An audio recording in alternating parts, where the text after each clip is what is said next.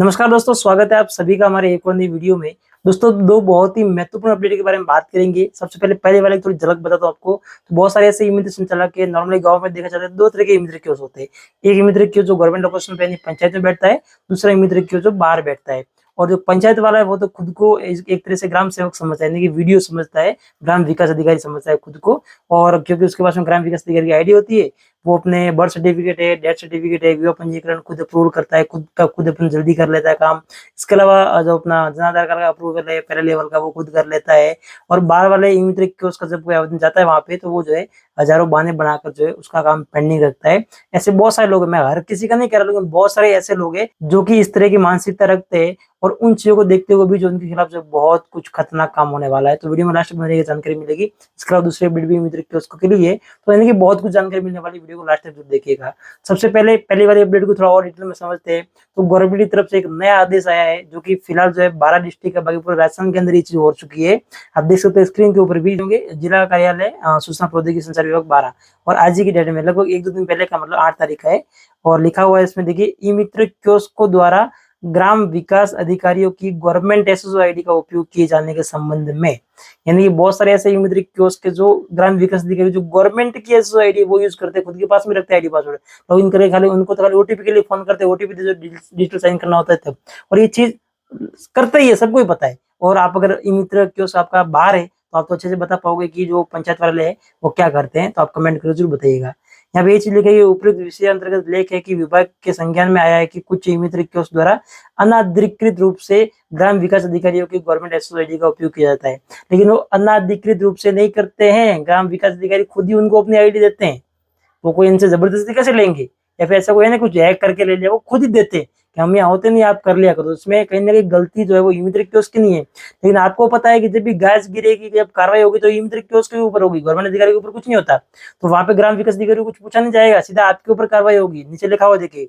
अतः आपको निर्देशित किया जाता है कि आपकी फर्म के अंतर्गत कार्यरत समस्त ई-मित्र कियोस्कों को पाबंद करे कि कोई भी ई-मित्र संचालक जो ग्राम विकास अधिकारी की जो गवर्नमेंट आईडी उसका उपयोग ना करे।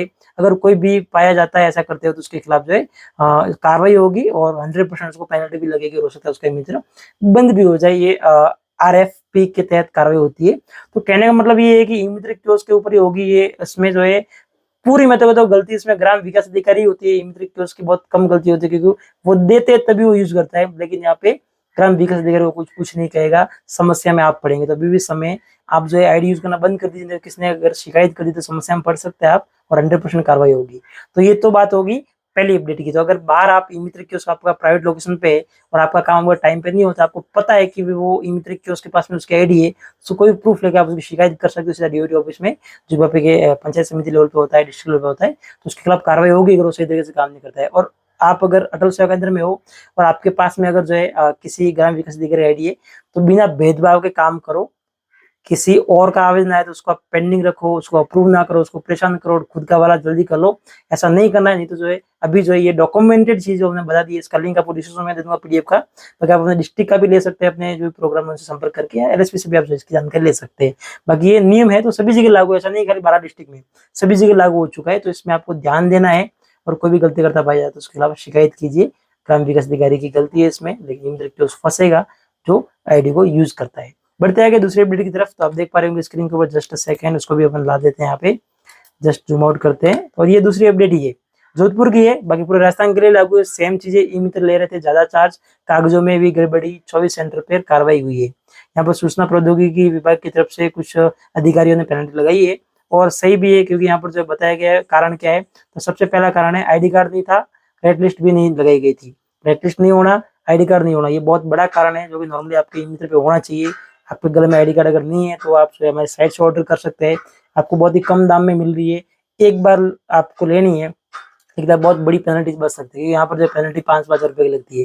जैसे यहाँ पर देखिए, मैं आपको बता दूं, जिले में लगातार मिल रही शिकायतों के बाद में सूचना प्रौद्योगिकी विभाग ने कार्रवाई की। विभाग ने 118 ई-मित्र कियोस्क का आकस्मिक निरीक्षण किया, जिसमें 24 ई-मित्र संचालकों पर कार्रवाई की गई। विभाग के अतिरिक्त निदेशक जो है, ये व्यक्ति है, इन्होंने इन लोगों के ऊपर कार्रवाई की है।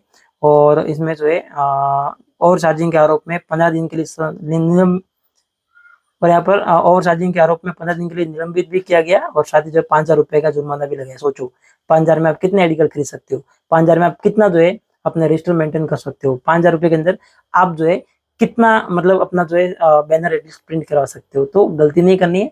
हाँ, साइट करेंगे डिस्क्रिप्शन में ऑर्डर के लिए फटाफट से आपको मिल जाए और आने वाले समय में आपको पेनल्टी न लगे। आगे कागजों में और जमीन पर अलग अलग पता है, यानी आपने जब ई-मित्र लिया था आपने अलग एड्रेस दिया था और बाद में आपने ई-मित्र सेंटर कहीं और चला रहे हो, तो ये भी एक जो अपराध है, इसमें भी आपको पेनल्टी लगती है और ऐसे भी लोगों को पेनल्टी लगी है। तो विभाग की तरफ से पेनल्टी लगती है तो कहीं ना कहीं गलती होती है तभी लगती है। विभाग के नियम है उनका पालन करना मुझे पता है मुश्किल है, लेकिन अब देखो किसी के साथ हम काम करें, किसी के अंडर में ही काम कर रहे हैं, तो फिर उनके नियमों का तो पालन करना ही पड़ेगा।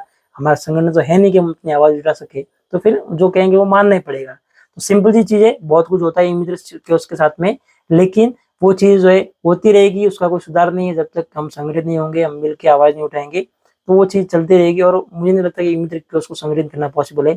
तराजू के अंदर मेंढक को तोड़ना और ई-मित्र कियोस्क को संगठित करना एक बराबर है। मैं तो मतलब क्या बोलूं, पूरे राजस्थान की जगह बात कर रहा हूँ। तहसील जो ब्लॉक लेवल है वहां के ई-मित्र कियोस्क को भी संगठित मैं खुद नहीं कर पा रहा हूँ। हमने कोशिश की है बहुत ज्यादा, लेकिन कोई ना कोई जो है उसमें कोई नेता निकल जाता है, तो कोई डेढ़ होशियार निकल जाता है, और उस चक्कर में जो है वो हो ही नहीं पा रहा है। तो कहने का मतलब ये है, फिर छोड़ दिया हमने भी, क्या करें। लेकिन हमारा प्रयास चालू है अभी भी कि किसी भी तरह से एक संगठन बने, क्योंकि जरूरी है कि हम बड़े लेवल पर सोचने से पहले अपने ब्लॉक स्तर पे एक संगठन बनाए, ताकि धीरे धीरे फिर उसकी ग्रोथ हो, ताकि हमें समझने को मिलेगा, सीखने को मिलेगा कैसे कैसे लोग होते हैं, कैसे उनकी मेंटालिटी होती है। उनको लगता है कि कोई अगर संगठन बन गया, उसका कोई अध्यक्ष बन गया, उसकी सैलरी चालू हो जाएगी।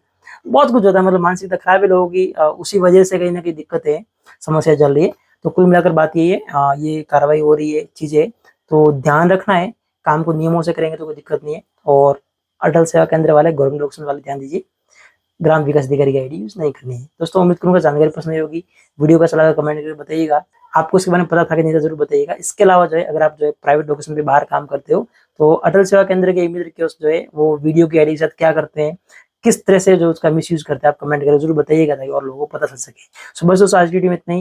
वीडियो पसंद है तो लाइक कर दीजिएगा, चैनल को सब्सक्राइब करके बेल आइकन प्रेस कर दीजिएगा, क्योंकि ऐसे बहुत सारे टॉपिक जिसके ऊपर एक अलग नजरिए से वीडियो लेकर आते हैं, ताकि आप लोगों को असलियत पता चले, रियलिटी पता चले, और सही में जो है ई-मित्र संचालक अपना कुछ ना कुछ बेनिफिट कर सके। इसके अलावा मल्टी अर्निंग एपीएस पोर्टल के लिए ऑफर चालू है। बहुत सारे लोग कह रहे हैं कि आईडी नहीं मिल रही, 100% मिल रही है।